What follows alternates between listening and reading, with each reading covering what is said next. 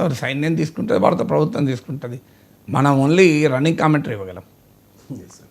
External affairs minister Jaishankar ఒక comment చేశారు sir, ఒక రకంగా ఇది యూరోపియన్ దేశాలకు చురకలాగే భావించాలేమో. We want partners not teachers. ఎందుకు జైశంకర్ ఈ కామెంట్ చేయాల్సి వచ్చింది? ఒక రకంగా అయింది యూరోపియన్ దేశాలకే. ఆయన ఐస్లాండ్ ప్రైమ్ మినిస్టర్ను కలిసిన సందర్భంగా అన్నాడు. Iceland prime minister foreign minister కలిసినప్పుడు ఒక యూరోపియన్ కంట్రీ యూరోపియన్ లీడర్స్తో సమావేశంలో అన్నాడు. అందువల్ల యూరోప్ను ఉద్దేశించింది, ఒక రకంగా కాదు. ఇది కాంటెక్స్ట్ కూడా ఏంటంటే కొన్ని యూరోపియన్ దేశాలు ప్రీచ్ చేస్తున్నాయి, ఇంకా వాళ్ళు మారడం లేదు అని. మాకు ప్రీచర్స్ కాదు, సలహా ఇచ్చేవాడు కాదు, నీతి వ్యాఖ్యలు చెప్పేవాడు కాదు, మాకు పార్ట్నర్స్ కావాలి అని చెప్పారు. ఎందుకు అనాల్సి వచ్చింది అంటే, మీకు ఉక్రెయిన్ వార్ ఒక ఎగ్జాంపుల్. ఉక్రెయిన్ వార్ జరిగినప్పుడు మన భారత ప్రభుత్వం తీసుకున్న స్టాండ్ ఏంటి? ఇది మన పరిసరాల్లో జరిగిన యుద్ధం కాదు, మన పైన ప్రత్యక్ష ప్రభావం చూపే యుద్ధం కాదు, మన ప్రమేయం లేదు, మనం చెప్తే అక్కడ వినటోడు లేడు. This is the situation. We are not stakeholders. మనం యుద్ధం చేయొద్దని అంటే రష్యా అవుతుందా? చాలాసార్లు చెప్పాం కదా, this is not era war అని ప్రైమ్ మినిస్టర్ చెప్పాడు కదా. పుట్టిన ఆగిపోయిందా? పోనీ ఉక్రెయిన్ వింటుందా? పోనీ అమెరికా వింటుందా? యూరోప్ వింటుందా? సో మనం ఏం సంబంధం లేదు, వీఆర్ స్పెక్టేటర్స్. సపోర్ట్లు కూడా కొట్టినా వినటోడు లేడా? అందువల్ల మనమే స్టాండ్ తీసుకున్నామంటే మా నేషనల్ ఇంట్రెస్ట్లను దృష్టిలో పెట్టుకొని తీసుకుంటాం. మీరు యూరోప్లో కొట్టుకుంటే ఆయిల్ ప్రైస్ పెరిగి మా ప్రజలు ఇబ్బంది పడుతున్నారు. మీరు యూరోప్లో కొట్టుకోవడానికి మా సంబంధం లేదు. కొట్టుకునేటప్పుడు మీరు మాకు చెప్పి కొట్టుకోలేదు, మేము వద్దంటే మీరు వినరు. సో మాకు సంబంధం లేని అంశం వల్ల మేము బాధపడుతున్నాం. అందువల్ల మా జాతీయ ప్రయోజనాలు మేము చూసుకుంటాం అని అమెరికా ఆంక్షల్ని పట్టించుకోకుండా మనం రష్యా నుంచి ఆయిల్ కొన్నప్పుడు మామూలుగా మన పైన అటాక్ చేయలే.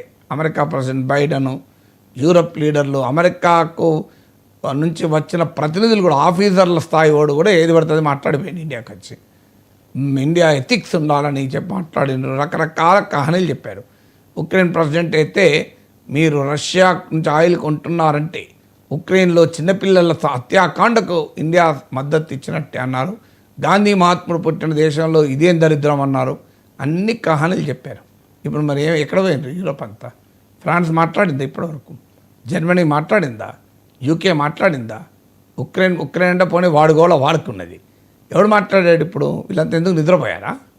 ఇప్పుడు ఇంత భయంకరమైన దాడి పుల్వామాలో జరిగితే వీళ్ళంతా యూరోపియన్ కంట్రీస్ అన్నీ ఎక్కడికి పోయాయి? యూరోపియన్ లీడర్లంతా ఎక్కడ పోయారు? శాంతి దూతలు, శాంతి కపోతాలు ఎక్కడ పోయాయి? ఎందుకు వీళ్ళకి నోరు పెరగదు? దీనికి ఆన్సర్ ఉండాలి కదా. పాకిస్తాన్ పైన ఒక్క మాట అనడానికి ఎందుకు ధైర్యం ఉండదు? అమెరికా అవడం ఊగిసలాట, ట్రంప్ ఏమో ఇది 1500 ఏళ్ళ ఇష్యూ అంటాడు, జేడీ వ్యాన్స్ ఏమో ఉద్రిక్తతలు పెంచకండి. ఎవడు పెంచాడు ఉద్రిక్తతలు? పహల్గాంలో దాడి చేసి పెంచినాడు పాకిస్తాన్. ఉద్రిక్తలు పెంచకూడదు ఉపన్యాసం ఇస్తే ఇంకా 4 పహల్గాంలు అవుతాయి. ఎవడు ఉద్రిక్తతలు పెంచుతున్నాడు? ఎవడు నిందితుడు, ఎవడు బాధితుడు అని అర్థం చేసుకోవడానికి అమెరికా సిద్ధంగా లేదు, వెస్ట్ సిద్ధంగా లేదు. ఎందుకంటే వాళ్ళ దృష్టిలో వాళ్ళ ప్రాబ్లమే ప్రపంచం ప్రాబ్లం. సో మహాప్రస్థానానికి ముందు మాట రాస్తూ చలం అన్నట్లు ప్రపంచం బాధ శ్రీశ్రీ బాధ ప్రపంచానికి బాధ అన్నట్లు పశ్చిమ దేశాలు అమెరికా యూరోప్లో బాధ ప్రపంచానికి బాధ కావాలి. కానీ ప్రపంచం బాధ వాళ్ళకి అవసరం లేదు. భారతదేశంలో తీవ్రవాద దాడి జరిగితే వాళ్ళు పట్టించుకోరు. అదే మీకు వరల్డ్ ట్రేడ్ సెంటర్లో జరిగితే అది తీవ్రవాదం. లేదు లండన్లో జరిగితే అది, లండన్ మెట్రోలో జరిగితే తీవ్రవాదం. కోపెన్హేగన్ పత్రికా ఆఫీస్ మీద జరిగితే తీవ్రవాదం. ఫ్రాన్స్లో ప్యారిస్లో జరిగితే తీవ్రవాదం. పహల్గాంలో జరిగితే అది ఏం వాదమో వాళ్ళకే తెలియదు. సో ఈ వెస్ట్రన్ హిపోక్రసీని జయశంకర్ చాలా సమర్థవంతంగా ఎక్స్పోజ్ చేశాడు. వాస్తవంగా రష్యా నుంచి ఆయిల్ కొన్నప్పుడు కూడా జయశంకర్ అద్భుతంగా ఎక్స్పోజ్ చేశాడు. Jaishankar is a wonderful season diplomat, చాలా సమర్థవంతమైన దౌత్యవేత్త. సూటిగానే చెప్తాడు, నో మిన్సింగ్ వర్డ్స్. యూరోప్ వాళ్ళు ఇట్లనే మీరు రష్యా నుంచి ఆయిల్ కొంటున్నారంటే ఆయన ఒక మాట అడిగాడు, మేము ఒక నెల రోజులు కొన్ని ఆయిల్ని మీరు ఒక్క పూట కొంటున్నారు అన్నాడు. మీరు మాకా నీతులు చెప్పేది అన్నాడు. సో మీరు ఒక పూట కొంటున్నారు, మీరే యుద్ధం చేసుకుంటారు రష్యాతో, మీరెందుకు కొంటున్నారు మరి అంటే ఆన్సర్ లేదు. అంటే వాడు కొనొచ్చు, మనం కొనకూడదట.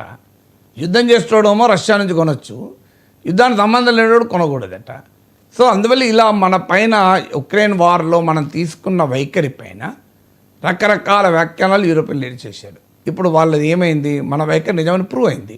ఆ అమెరికా కొత్త ప్రెసిడెంట్ వచ్చి అమెరికా ప్రెసిడెంట్ వెళ్ళి రష్యాతో కలిశాడు. మనం అయినా రష్యాతో కలవలేదు ఇప్పటికీ. ట్రంప్ కలిసినా ఇండియా కలవలే కదా. సో అందువల్ల యూరోపియన్ డిప్లిసిటీ, యూరోపియన్ హిపోక్రసీ, యూరోపనే కాదు వెస్ట్రన్ ప్రభుత్వాల హిపోక్రసీ, డిప్లిసిటీని మనం ఎక్స్పోజ్ చేశాం. ఇప్పుడు ఇంత తీవ్ర దాడి జరిగిన అమెరికా F-16 విమానాలను మేము తీసేసుకుంటాం అంటున్నదా? F-16 ప్యాకేజ్ ఇచ్చి పాకిస్తాన్కు $393 బిలియన్ ఇచ్చారు ఈ మధ్య. పోనీ పాకిస్తాన్ తీవ్రవాదం ప్రోత్సహించదని వెస్ట్రన్ వరల్డ్ నమ్ముతుందా? అమెరికా తెలియదా? పాకిస్తాన్ మిలిటరీ అకాడమీ ఔటాబాద్కు సమీపంలో మంచి సురక్షితమైన ఇంట్లో ఒసామా బిన్ లాడెన్ 5 ఏళ్ళు వచ్చారు కదా. ఒసామా బిన్ లాడెన్ ఇండియాకు కాదు మోస్ట్ వాంటెడ్ టెర్రరిస్ట్, అమెరికాకు మోస్ట్ వాంటెడ్ టెర్రరిస్ట్. అమెరికా గడ్డ పైన అనూహ్యమైన దాడి చేసి అమెరికా కాన్షియన్స్నే బెదరగొట్టిన ఒసామా బిన్ లాడెన్ను పాకిస్తాన్ 5 ఏళ్ళు ఆశ్రమించింది. అమెరికా ఎక్కడ నిద్రపోయిందా?